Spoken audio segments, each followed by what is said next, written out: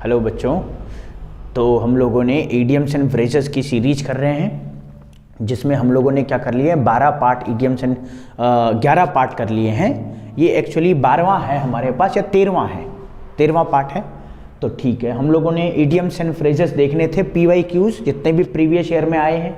इससे पहले हम लोगों ने देखना है कि भाई कौन से SSC में आए, NDA में कौन से आए, एयरफोर्स में कौन से आए, सारे इडियम्स हम लोग लेकर के आ रहे हैं। आप किसी भी एग्ज़ाम की तैयारी कर रहे हो, आप ये नहीं कह सकते कि यार ये NDA के लिए नहीं है, ये एयरफोर्स के लिए है, ये एयरफोर्स के लिए नहीं है, ये NDA के लिए है। देखो बेटा, इंग्लिश मतलब English, whether you are going for the NDA, air force और SSC एग्ज़ाम, है ना। आप देखेंगे कि आप NDA की तैयारी कर रहे होंगे और कभी आप SSC का पेपर उठा करके देखना, कुछ इडियम्स जो आपने याद करे हैं वो SSC में भी मिलेंगे। और अगर आप SSC की तैयारी कर रहे हो तो आप NDA का पेपर उठा करके देखना, तो सब कुछ आपस में मिलता जुलता है। तो आप लोगों को ये नहीं देखना है कि मैं किस चीज़ की तैयारी कर रहा हूँ, आपको देखना है कि भाई इंग्लिश में मुझे क्या क्या चीज़ें हैं जो पढ़नी है, एक, और दूसरा आपके सिलेबस में कौन सी चीज़ कितना वेटेज रखती है। तो चलो उन सब चीज़ों को छोड़ करके आते हैं अभी ईडियम्स वाले सेक्शन के ऊपर। हम लोग ईडियम्स कर रहे हैं। एक और बात मैं आप लोगों को बता दूं, ईडियम्स के अलावा भी हमारे चैनल्स पे आपको इंग्लिश ग्रामर से रिलेटेड बहुत सारी चीज़ें मिल जाएंगी, जिस पे हम लोग पार्ट्स ऑफ स्पीच के बेसिक ग्रामर की बात कर रहे हैं। तो आप इनके अलावा उनको भी देख सकते हैं, ज़रूर आपको हेल्प मिलेगी। तो चलो आइए चलते हैं, ज़्यादा बात ना करते हुए सेशन की तरफ चलते हैं। तो फर्स्ट पार्ट जो है वो है पार्ट एंड पार्शियल। क्या आपको इसका मीनिंग पता है? Then we have quick of understanding. Then on the third number we have rainy days. Fourth number में हमारे पास है out of date. Fifth number में हमारे पास है open question, close question. बड़े इंपॉर्टेंट है ये दोनों, और ये दोनों ओपन और क्लोज क्वेश्चन हमारी लाइफ में भी बड़े इंपॉर्टेंट रोल करते हैं। अगर आपको पता है ओपन और क्लोज क्वेश्चन, तो इनका मीनिंग पता होने से आपकी पर्सनल लाइफ भी सुधर सकती है। एक तरह से देखेंगे उसका मीनिंग क्या है। ओपन हार्टेड मैन, जिस तरह से इडियम्स लिखा हुआ है इसी तरीके से इसका मीनिंग भी है। Then we have bring to book, then we have cup of tea, and we have by nature. तो बच्चों, अगर एक बार देखें इन 10 में से कोई भी इडियम्स ऐसा है जो आपको पहले से आता है? अगर हाँ, तो आप क्या करिए, उनको मेमोराइज करिए, और जब मैं आंसर लिखूंगा तो उससे मैच करना कि कितना सही है या गलत। चलिए देखते हैं। सबसे पहले इडियम की बात करें तो पार्ट एंड पार्शियल का मतलब होता है N important part, N important part. आप ऐसे याद कर सकते हैं, इसे कैसे याद करेंगे जी? पार्ट एंड पार्शियल, पार्शियल से याद कर दीजिए। पार्शियल जब भी आता है तो मान लीजिए उस पार्शियल में आपने डॉक्यूमेंट मंगाए हैं, मान लीजिए उस पार्शियल में आपका ATM आ रहा है, मान लीजिए उस पार्शियल में आपका ATM पिन है, सो दैट ATM और that partial is an important part for you. And we can also give you some examples like eyes are the part and partial of our body. जो हमारी आंखें हैं हमारी body में बहुत ही part and partial है, क्या है? इंपॉर्टेंट है। और आईज ही नहीं, हर एक चीज हमारी बॉडी में इंपॉर्टेंट है। तो ये हम लोग उससे याद कर सकते हैं। Then we have quick of understanding. Quick of understanding का मतलब होगा, कई बच्चे आपने देखे होंगे NDA की तैयारी कर रहे हैं, IAS की तैयारी कर रहे हैं, SSC की तैयारी कर रहे हैं, और फर्स्ट अटेम्प्ट में, है ना, फर्स्ट अटेम्प्ट में वो सेलेक्ट हो जाते हैं अपने एग्जाम के लिए। लेकिन वो बच्चे होते कैसे हैं? Quick of understanding, they grab instantly, है ना, the one who grab instantly, जो बहुत जल्दी से क्या कर लेता है, चीज़ों को भाप लेता है कि ये इसमें क्या होगा, इंस्टेंटली। और बाकी के जो पर्सन होते हैं उनको एवरेज कहते हैं। जैसे मैं अपनी बात करूं, या हम लोग क्या होते हैं, एवरेज होते हैं। एवरेज मतलब हम लोग पहले पढ़ेंगे, फिर समझेंगे, फिर 1-2 अटेम्प्ट देंगे, उनमें थोड़ा सा रह जाएगा और फिर जा करके सेलेक्ट होंगे, तो उनको कहेंगे average person.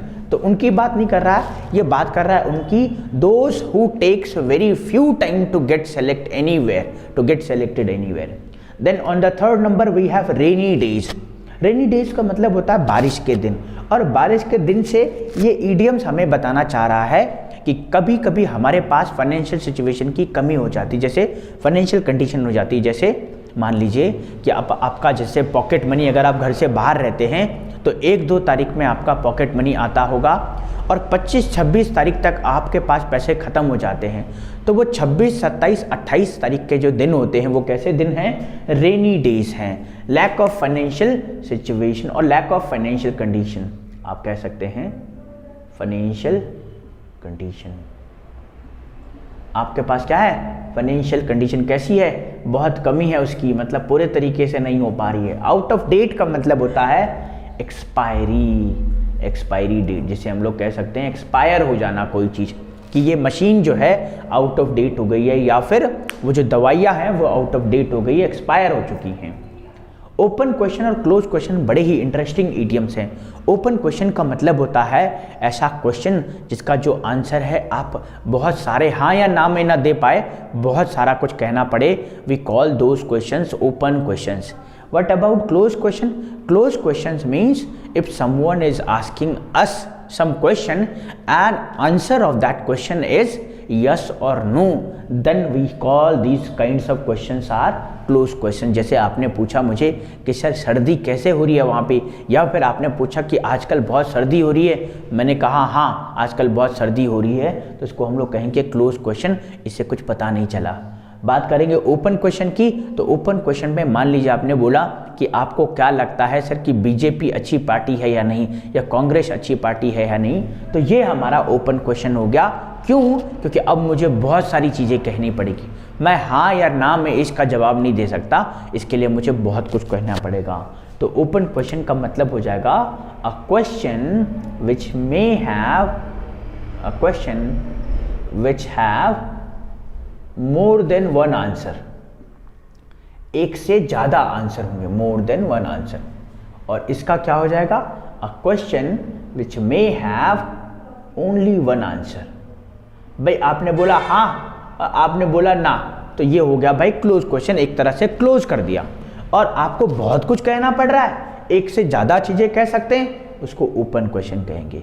Open hearted man, जैसे कि ये कहा है, ये तो सिंपल है। ओपन हार्टेड का इसका मतलब होता है the one who accepts all the things, है ना, वो सारी चीजों को क्या करेगा, बोलेगा ये भी ठीक हो रहा है, वो भी ठीक हो रहा है ना, वो सबके लिए बिल्कुल खुले दिल का इंसान जिसे हम लोग कहेंगे, उसको कहेंगे open hearted man. Bring to book का मतलब क्या होता है, ब्रिंग का बुक आप ऐसे याद कर सकते हैं कि मान लीजिए कॉन्स्टिट्यूशन की बुक है, तो कॉन्स्टिट्यूशन की बुक है और आपको किसी को पनिश करना है, तो पनिश करने में क्या करना पड़ेगा, हमें उस बुक की, कॉन्स्टिट्यूशन की जो बुक है उसमें से देखना पड़ेगा कि कौन से आर्टिकल में क्या पनिशमेंट है और उस पनिशमेंट को किस आर्टिकल के तहत कौन सी सज़ा दे देनी चाहिए, तो उसको हम लोग बोलेंगे ब्रिंग टू बुक। ये मैंने एक आपको आइडिया दिया है कि इस तरीके से आप याद कर सकते हैं, अदरवाइज और भी तरीके हैं इसके याद करने के, आप अपनी तरीके से बना सकते हैं। तो ब्रिंग टू बुक का मतलब होता है टू पनिश समवन और to give punishment.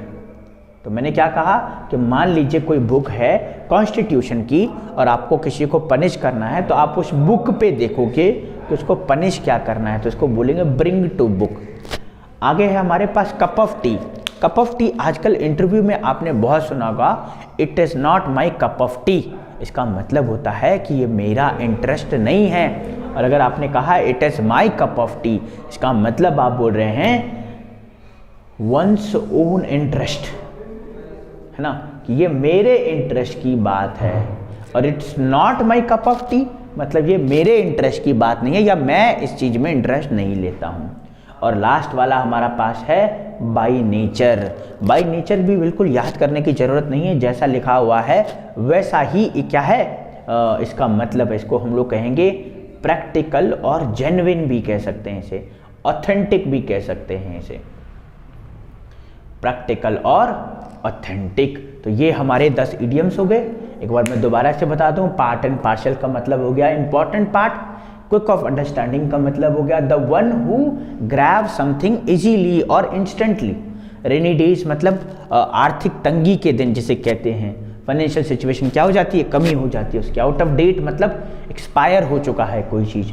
Open question मतलब ओपन और क्लोज क्वेश्चन मतलब क्लोज मतलब बंद कर दिया है, तो एक सिंपल सा आंसर। और ओपन क्वेश्चन मतलब जिसके बहुत सारे आंसर्स हैं। ओपन हार्टेड मैन मतलब हो गया भाई जो सारी चीज़ों को एक्सेप्ट करता है, खुले दिल का इंसान। ब्रिंग टू बुक मतलब पनिश कैसे करना है। कप ऑफ टी इसी चीज़ में इंटरेस्ट हो जाना। और बाय नेचर मतलब स्वाभाविक एक तरह से रहना। तो ये हमारे इडियम्स हो गए। हमेशा की तरह हम लोग क्या करते हैं, मैं आपको 2-3 इडियम्स देता हूँ, हो सकता है आप इसे बना पाएँ, और अगर नहीं भी बना पाते हैं तो वीडियो को दोबारा एक बार पीछे करके इनके आंसर्स चेक कर सकते हैं आप। तो कौन कौन से वो इडियम्स हैं जिनको हमको पढ़ना है, तो एक तो मैं दे देता हूँ आपको, आउट ऑफ डेट, नहीं इसको भी मिटा देते हैं, ब्रिंग टू बुक मिटा देते हैं, और एक मिटा देते हैं हम लोग ओपन हार्टेड मैन। तो हमारे पास क्या क्या आ गया, पार्ट एंड पार्शियल आ गया, क्विक ऑफ अंडरस्टैंडिंग आपको बताना है, ओपन और क्लोज क्वेश्चन दोनों बहुत आसान है, और कप ऑफ टी और बाय नेचर, ये आप लोगों को बताना है। तो चलिए बच्चों, अगर आपको इनका आंसर पता है तो आप कमेंट में लिखें, और या फिर मेमोराइज करें, नहीं पता है वीडियो को दोबारा देख भी सकते हैं। आज के लिए हम लोग इस वीडियो में इतना ही रखते हैं, हम लोग मिलते हैं नेक्स्ट वीडियो में इडियम्स एंड फ्रेजेस के पार्ट में। Thank you so much.